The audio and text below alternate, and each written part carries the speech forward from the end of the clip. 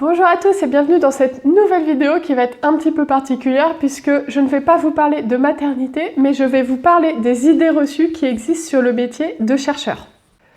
Pour ceux qui ne le savent pas, je suis chercheur depuis un peu plus de 6 ans maintenant. J'ai travaillé 3 ans à l'Institut Pasteur, 1 an au CEA, puis ensuite 2 ans dans une start-up de biotechnologie. Je suis aujourd'hui dans une autre start-up de biotechnologie en tant que chercheur et j'ai du coup une très bonne connaissance du monde, du milieu de la recherche et du métier de chercheur en tant que tel puisque j'ai évolué dans ce monde du coup depuis plusieurs années.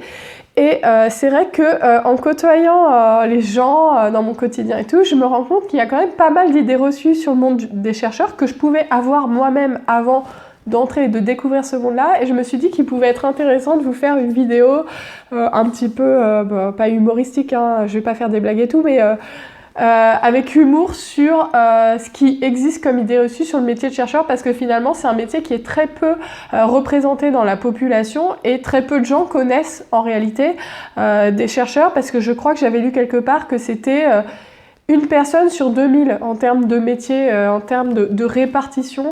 Pour cette vidéo, j'ai décidé de porter ma blouse de l'Institut Pasteur, hein, n'est-ce pas, que j'ai volé. N'allez pas me dénoncer, j'aurais pas dû la garder, c'est interdit, j'ai même gardé mon badge, mais je suis quelqu'un de très nostalgique et j'avais envie que l'esprit de Pasteur soit avec moi pour cette vidéo. Les chercheurs sont des hommes.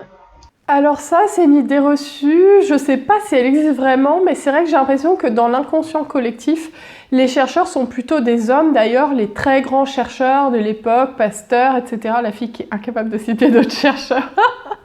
Mais bref, c'est vrai que souvent les grands chercheurs, à l'époque, c'était des hommes, bon, à part Marie Curie. Et c'est vrai qu'on a un peu l'impression que les chercheurs sont plutôt des hommes, je pense. Et en fait, finalement, c'est complètement faux. Notamment dans les labos de biologie, il y a majoritairement des femmes. La plupart des chercheurs sont des femmes. Alors, il y a des hommes aussi, mais c'est vrai que dans tout ce qui est recherche en biologie, on a énormément de femmes qui sont très très douées et très compétentes. Je ne m'inclus pas dedans là, hein. Je parle vraiment de chercheurs qui ont 50 ans, qui ont 20 ans d'expérience. Et c'est vrai que c'est un monde où il y a beaucoup de femmes, il y a aussi des femmes chefs de labo, il y a vraiment énormément de femmes qui sont représentées et finalement ça c'est vraiment une idée reçue. Alors je ne sais pas si elle est partagée par beaucoup de gens, mais c'est vrai que j'avais remarqué ça, que dans l'inconscient collectif, le chercheur, d'ailleurs on dit un chercheur, c'est-à-dire que chercheuse ça sonne un peu bizarre, le chercheur est un homme. Les chercheurs sont vieux. Quand les gens s'imaginent un chercheur, j'ai l'impression qu'ils s'imaginent comme ce qu'on voit dans les dessins animés, le vieux chercheur avec ses cheveux gris, ses lunettes, avec en train de regarder son truc là. Donc en gros, l'autre a priori, c'est que les chercheurs sont forcément des vieux hommes, des hommes vieux. Et que globalement dans la recherche, un chercheur ça doit, bon sans dire qu'il doit avoir 70 ans, même si j'ai l'impression que la plupart des gens pensent que les chercheurs ont 70 ans, les chercheurs ont au moins 40 ans quoi, tu peux pas être chercheur à 25 ans. Et en fait c'est tellement, mais tellement éloigné de la réalité. En fait les populations de chercheurs c'est une population hyper jeune et je vous explique pourquoi. Ce qui fait tourner les labos actuellement en France et dans le monde pour la recherche, c'est les étudiants en thèse et les post-docs. C'est-à-dire des gens qui viennent d'avoir leur doctorat et qui ont des contrats courts de recherche qui s'appellent des post-doctorats. Et en fait, ce sont des gens qui ont donc entre 26 et 35 ans. Et ce sont eux qui font majoritairement les recherches. Ce sont eux les chercheurs en fait qui font toutes les publications qu'on voit partout. Parce qu'en fait, ce sont eux qui font les manips. Après, les chercheurs plus vieux qui ont 40 ou 50 ans, c'est souvent des gens qui sont chefs de labo ou qui sont, voilà, qui ont des postes de statutaires.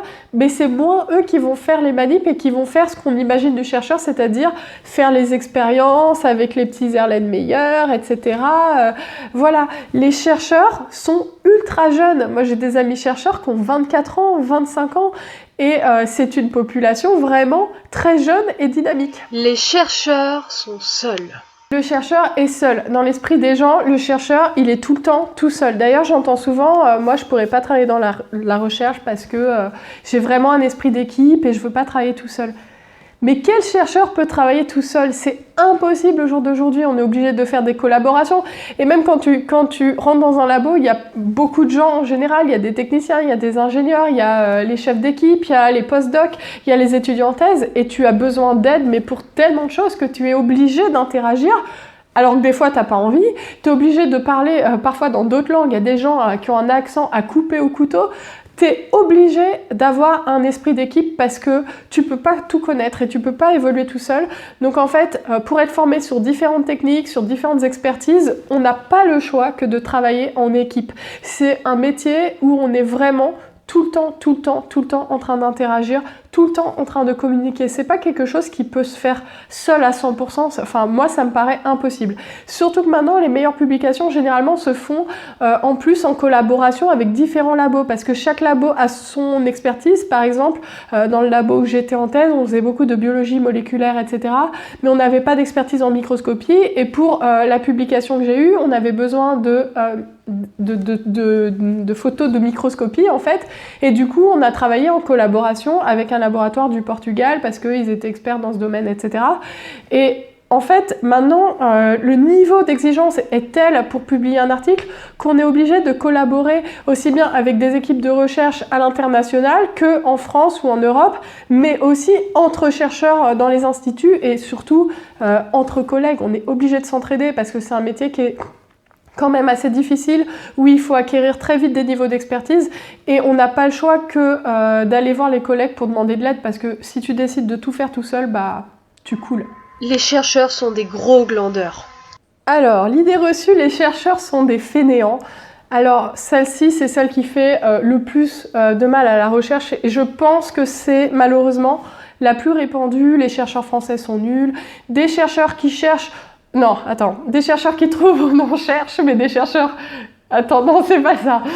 Des chercheurs qui cherchent, on en trouve, mais des chercheurs qui trouvent, on en cherche.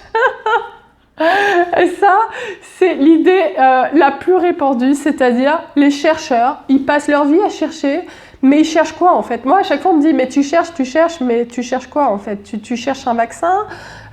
Oui, les gens pensent toujours qu'on cherche un vaccin. Je sais pas pourquoi. Il faut toujours chercher un vaccin. Moi, des fois, limite, j'ai envie de leur dire oui, alors que je cherchais un sujet hyper précis, mais qui avait rien à voir quoi, avec les vaccins. J'ai voulu dire le sujet, mais ça serait tellement incompréhensible que ça servirait à rien. Et en fait, les gens pensent qu'on cherche des choses pendant des années et qu'on trouve rien, et que de toute façon, il n'y a personne qui peut vérifier qu'on trouve rien, et que c'est pas grave, et que du coup, on est en gros une bande de gros branleurs, désolé du terme, qui ne font rien de ces journées. De toute façon, c'est invérifiable, puisqu'il n'y a que nous qui pouvons comprendre ce qu'on fait. Et en fait, bon là je rigole, mais j'avoue que c'est assez énervant parce que j'ai jamais vu autant de gens bosser que dans le monde de la recherche. Certes, il y en a beaucoup qui sont fonctionnaires, même si pas tous, mais même en dehors des fonctionnaires, il y a énormément de chercheurs qui sont hyper précaires. Je parle des étudiants en thèse, de tous les postdocs qui sont justement en contrat postdoctoral de 2 ans jusqu'à l'âge parfois de 40 ans, qui doivent postuler à des concours ultra sélectifs pendant des années avant d'être pris comme chercheurs statutaires à des salaires qui sont franchement pas forcément mirobolants, du moins au départ. Et en fait, ce sont des gens qui font 12 heures par jour, qui ne comptent pas leurs heures. Et là où vraiment je veux insister, c'est pas des gens inefficaces. En fait, dans la recherche, il y a une chose, c'est soit tu publies, soit tu dégages, en fait. Donc du coup, en thèse, tu es obligé de publier, c'est-à-dire qu'en 3 ans de thèse, tu dois déjà fournir un article qui est publié, qui est accepté dans des journaux scientifiques à comité de lecture, donc revu par des scientifiques qui sont complètement indépendants. Et donc, si tu fais rien, que tu publies pas, après la thèse, quand tu cherches un postdoc, tu n'es recruté nulle part. Et en postdoc, c'est pareil. Si en postdoc, tu publies pas et qu'après tu cherches un autre postdoc, tu n'es pris nulle part. Tu es considéré comme quelqu'un d'inefficace. Sachant que les publications sur des sujets bien précis, tu es en compétition avec des gens à l'international, avec des labos américains, australiens, des labos chinois qui ont beaucoup plus de moyens que la recherche en France. Et du coup, tu as une compétition qui est féroce et qui est telle que tu ne peux pas ne rien faire. Ou tu peux, mais tu dis au revoir à ta carrière. Moi, je connais des gens qui n'ont pas publié pendant 3 ans, pas parce qu'ils foutaient rien, mais parce que leur sujet était compliqué et tout, c'est mort pour eux, c'est hyper compliqué après de rebondir. Donc du coup, quand j'entends les gens qui sous-entendent qu'on fait rien, qu'on n'a aucun contrôle et tout, mais c'est tellement faux, on est toujours contrôlé sur tout, c'est un métier où tu dois faire tes preuves sans cesse, comme beaucoup de métiers, hein. Il n'y a pas que la recherche qui est comme ça, mais on doit fournir des preuves de ce qu'on fait. Et ça, c'est vrai que c'est quelque chose que les gens ne se rendent pas compte de ça, parce que je pense que beaucoup de gens ne connaissent pas le système des publications, qu'un chercheur ne peut pas chercher comme ça pendant 10 ans sans rien trouver, sinon il est recruté nulle part. Les chercheurs sont des chômeurs. Les chercheurs sont des chômeurs. Alors, moi on me fait toujours la blague, t'es chercheur de quoi? Chercheur d'emploi. Alors, c'est vrai que s'intégrer en entreprise quand on a été chercheur dans le public ou à Pasteur ou dans des instituts de recherche comme ça, c'est pas toujours évident parce que on est hyper spécialisé et au final, ce qu'on sait faire, par exemple, étudier les gènes d'expression des bactéries, dans le privé, tout le monde s'en fiche un peu. Donc, c'est vrai que trouver un travail de chercheur dans le privé en France, c'est pas simple. D'ailleurs, dans le public, c'est pas simple non plus. Des post-docs et des contrats courts, c'est facile, hein, mais au bout d'un moment, ça devient de plus en plus compliqué. Et du coup, c'est vrai qu'il y a un problème d'intégration des chercheurs en France. Ça, c'est pas vraiment une idée reçue. Mais enfin, de là à dire qu'ils sont au chômage, moi, dans ma carrière, ma courte carrière de 6 à 7 ans de recherche, j'ai fait que 6 mois de chômage en tout. Donc voilà, c'est quand même un petit peu une idée reçue parce que certes, c'est pas facile de trouver du travail, mais quand même, quand on en cherche vraiment, on en trouve. C'est clair que c'est plus compliqué à trouver qu'un poste de serveur ou de vendeur, mais c'est comme ça, c'est comme tous les métiers où il y a beaucoup de technicité et d'expertise. Plus on se spécialise et plus c'est compliqué. Mais par contre, il faut arrêter de répandre l'idée que les gens qui font des hautes études, par exemple des doctorats et tout, ne trouvent pas de travail. Parce que moi, j'y ai beaucoup cru quand j'étais étudiante et ça m'a fait beaucoup de mal. Ça m'a fait beaucoup de peine. Non, je plaisante, mais ça a suscité chez moi beaucoup d'angoisse et comme chez beaucoup d'étudiants en thèse. Et au final, je me rends compte que quand je cherche du travail, j'en trouve. Donc voilà, c'est quand même un petit peu une idée reçue. Les chercheurs sont fous. Je vais finir par vous répondre à la question « Est-ce que les chercheurs sont fous ?» Parce que c'est vrai que le mythe du chercheur fou existe bien. Non, pas du tout. Comment répondre à cette question ? En fait, oui, les chercheurs sont un petit peu déséquilibrés et je vais vous expliquer pourquoi. Si vous connaissez la série The Big Bang Theory et que vous voyez un peu Sheldon, Leonard et tout, dites-vous, Leonard, je l'ai mal dit, mais on s'en fiche, hein, dites-vous que c'est pas du tout exagéré, il y a vraiment des gens comme ça, et globalement, dans le monde de la recherche, il y a quand même pas mal de personnes qui sont un peu hors de la société, quoi. Alors, je sais pas si c'est le parcours d'études qui est quand même assez sélectif ou quand même, il faut avoir un ego un peu pour pouvoir poursuivre, pour vouloir poursuivre à chaque fois doctorat, plus en plus loin et tout. J'ai l'impression que ça sélectionne un peu un pool de personnes avec des problèmes d'ego, je m'inclus dedans, hein. Et c'est vrai que globalement, t'as quand même pas mal de personnes assez socialement inadaptées, assez déconnectées de la société. J'espère que j'ai personne de mes collègues qui va me dire... À part Alicia, j'ai une copine, Alicia, c'est une des seules qui est normale. Mais globalement, quand tu es une personne à peu près normale, je m'inclus dedans, et quand tu évolues dans le monde de la recherche, tu as l'impression que c'est toi qui est pas normal. Et quand je disais des gens pas normaux, par exemple, c'est vrai qu'il n'y a que quand j'étais à Pasteur que j'ai vu des gens se nourrir exclusivement de graines de tournesol. J'avais un collègue qui est devenu un ami que j'aime beaucoup, un Chinois, je vous en parle de temps en temps. Lui, quand il manipait, d'un seul coup, il faisait des têtes, on se moquait de lui, parce que c'était genre aggressive face, on l'appelait il faisait... Genre, alors, je sais pas si tous les Chinois font ça, mais c'est vrai que d'un seul coup, il manipait où il avait une pipette, et d'un seul coup, il faisait... Et c'est vrai que des comportements comme ça, chacun a ses petits trucs, quoi. Et moi, j'ai pas l'impression que je fais des trucs de ce style. Et quand je dis que les chercheurs sont un peu déconnectés de la société, j'avais un pote à moi qui était en thèse. Quand je dis que c'est un pote, c'est que je pensais qu'il était normal. Et d'un seul coup, un jour, il vient me voir et il me fait « Ah, j'ai vu une fille sur YouTube ce week-end. » Déjà, il connaissait YouTube, c'était pas mal. Et il fait « Ah là là, elle était bonne et tout. Elle s'appelle Rihanna. » Et genre, Mais Rihanna était déjà connue genre depuis 20 ans, parce que j'étais en thèse il y a 3 ans, et c'est la première fois qu'il entendait parler d'elle. Alors vous allez dire, ouais, bon, ça arrive et tout, mais je suis désolée, Rihanna, c'est quand même une star internationale. Et un jour, j'étais avec mes collègues, et je sais pas pourquoi, je sais pas ce qui m'a pris, j'ai parlé du moment où Britney Spears s'est rasé la tête. On est d'accord que tout le monde connaît ce moment où Britney Spears s'est rasé la tête, c'est quand même la base. Et là, il y a une de mes collègues qui me regarde et qui me fait, excuse-moi, Laure... mais c'est qui cette fille-là dont tu parles, Britney Spears? C'est quoi? C'est une actrice? C'est une chanteuse? C'est quoi? Mais c'était il y a 2 ans. Elle n'avait jamais de sa vie entendu parler de Britney Spears. Ma directrice de thèse, elle connaissait pas Samina Seri. Bon, c'est moins grave que Britney Spears. Mais c'est pour vous dire que quand tu évolues dans ce monde-là, tu te dis mais ils sont où en fait? Alors bon, il y en a énormément qui n'ont pas la télé, c'est pas une critique, on n'est pas obligé d'avoir la télé et tout, mais quand même, Britney Spears, moi par exemple, je crois, attends, c'est mon chef en postdoc, quand il y a la chanson Happy qui est sortie, Because I'm happy, gna, gna, gna, gna, gna, et ben, lui, 5 ans plus tard, à un moment, il vient me voir, il me fait « Ah, j'ai entendu cette chanson, elle est pas mal. » Mais c'était, mais 5 ans après. Mais vraiment 5 ans après, quoi. Il l'avait jamais entendu. Il en avait, enfin... Et c'est vrai qu'ils sont déconnectés, ils sont névrosés, ils sont dingues. C'est vrai que je me demande si c'est à force d'être dans le milieu de la recherche et de côtoyer des produits chimiques que ça produit ça, ou s'ils étaient comme ça dès le départ. Moi, j'ai l'impression d'être une infiltrée.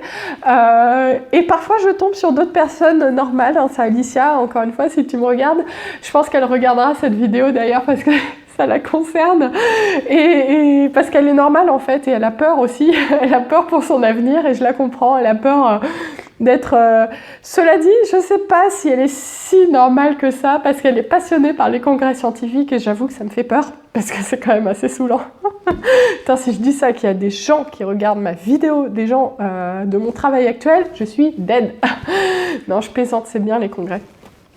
Donc voilà, si vous avez envie de devenir chercheur, j'espère que ça vous aura pas fait peur parce que en conclusion, c'est un métier qui est passionnant et je vous avoue que plusieurs fois, j'ai voulu quitter la recherche, mais finalement, si je m'y accroche, c'est parce que c'est un métier qui est hyper stimulant, qui est hyper valorisant. C'est vrai que quand tu dis je suis chercheur, bah ça fait bien quoi, ça fait mieux que je suis prostituée.